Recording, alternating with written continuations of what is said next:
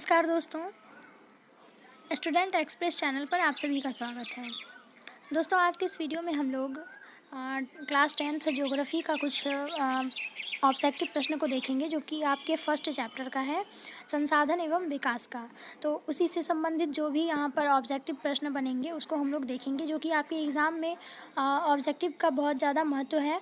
तो ऑब्जेक्टिव अब 50% ऑब्जेक्टिव ही रहते हैं, तो आपके एग्ज़ाम के लिए अच्छा रहेगा। नेक्स्ट ईयर जो आपका एग्ज़ाम होगा, जो आप प्रिपरेशन कर रहे हो, तो उसके लिए यह अच्छा रहेगा। तो आप पहले चैप्टर पढ़ के और उस चैप्टर का ऑब्जेक्टिव ज़रूर लगाया करें। तो चलिए हम लोग इसका ऑब्जेक्टिव देखते हैं। फर्स्ट चैप्टर का ऑब्जेक्टिव है ये ज्योग्राफी का फर्स्ट चैप्टर का। तो देखिए, पहला क्वेश्चन है, भूमि का मूल्यांकन उसके किस गुण से निर्धारित किया जाता है।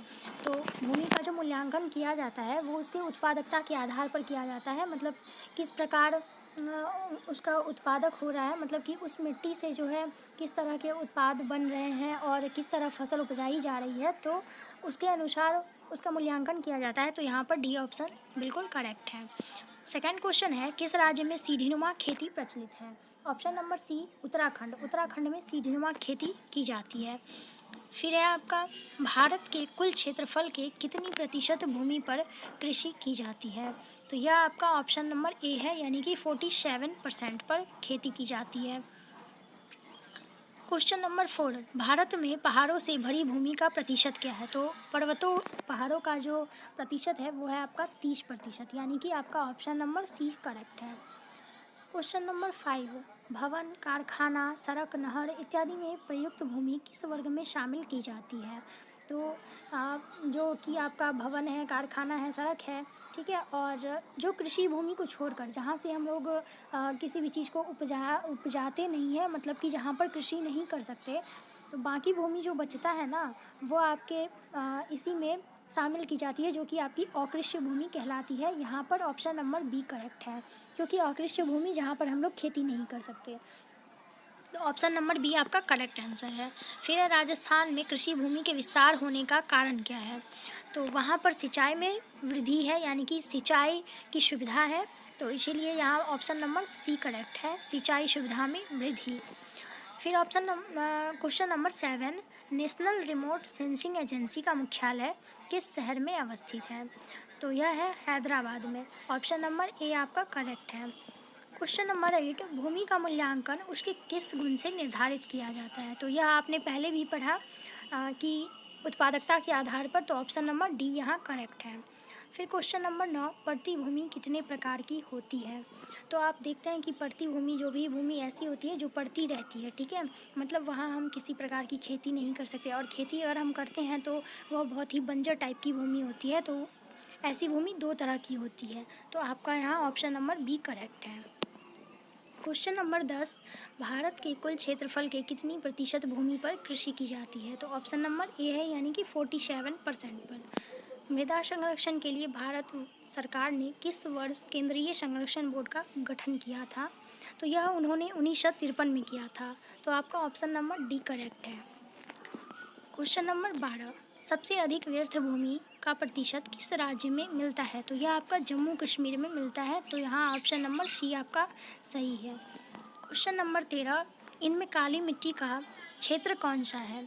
तो वह है आपका महाराष्ट्र है, गुजरात है, यह सब जो है काली मिट्टी का क्षेत्र है। तो सबसे पहले आपका महाराष्ट्र सही है, तो यहाँ आपका ऑप्शन नंबर बी सही है। क्वेश्चन नंबर 14, पंजाब और हरियाणा की कितनी प्रतिशत भूमि पर फसलें उगाई जाती है। तो हरियाणा, पंजाब में 80% भूमि पर फसलें उगाई जाती है, तो ऑप्शन नंबर डी सही है आपका। क्वेश्चन नंबर 15, प्रायद्वीपीय भारत की नदी घाटियों में कौन सी मिट्टी मिलती है। तो जो प्रायद्वीपीय भारत के नदी घाटियाँ हैं, उन नदी घाटियों में आपकी जलोढ़ मिट्टी पाई जाती है, तो ऑप्शन नंबर डी आपका सही है। क्वेश्चन नंबर 7, भारत के किन 2 राज्य में सबसे अधिक व्यर्थ भूमि है। तो ये आपका जम्मू कश्मीर और राजस्थान, इन दोनों राज्यों में, भारत के इन दोनों राज्यों में सबसे अधिक व्यर्थ भूमि पाई जाती है। ऑप्शन नंबर डी सही है आपका। फिर भारत में चारागाह के अंतर्गत कितनी भूमि है। तो वह है 4.71%, यानी कि ऑप्शन नंबर ए। काली मिट्टी किस फसल के लिए उपयुक्त है? यह है कपास के लिए, ऑप्शन नंबर बी। फिर क्वेश्चन नंबर 19, भारत के लगभग कितनी लाख हेक्टेयर भूमि पर वन क्षेत्र है? तो यह आपका 677 हेक्टेयर भूमि वन क्षेत्र है। ठीक है, भारत में लगभग मतलब कि अराउंड में यहाँ पर बताया गया है, तो यह आपका 677 हेक्टेयर है। क्वेश्चन नंबर लास्ट है, इनमें से कौन उपाय भूमि ह्रास के संरक्षण में उपयुक्त हो सकता है? तो यह आपका बाढ़ नियंत्रण है। ठीक है, मतलब इसमें जो भी 4 ऑप्शन दिए गए हैं, भूमि को जलमग्न बनाए रखना, बाढ़ नियंत्रण, जनसंख्या वृद्धि की दर में तेज़ी लाना, इनमें से कोई नहीं।